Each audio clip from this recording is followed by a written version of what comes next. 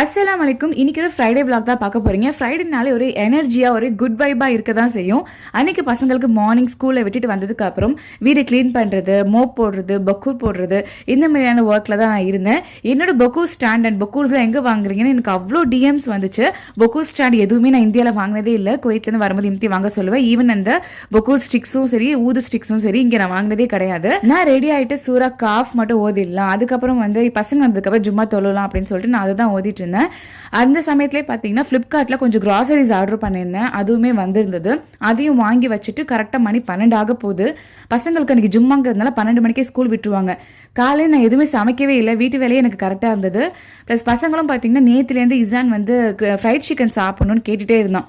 சரின்னு சொல்லிட்டு மத்தியானம் லஞ்சுக்கு வந்து ஃப்ரைட் சிக்கன் ஆர்டர் பண்ணிட்டு அப்புறம் வீட்டில் அந்த ரைஸ் எல்லாத்தையும் சேர்த்து வச்சு நாங்கள் அன்றைக்கி லஞ்சை வந்து முடிச்சிடலாம் அப்படின்னு தான் நாங்கள் வந்து யோசிச்சிருந்தோம். ஸோ அதே மாதிரி கம்முன்னு வயிறு ஃபுல்லாகிற மாதிரி சாப்பிட்டு முடிச்சாச்சு.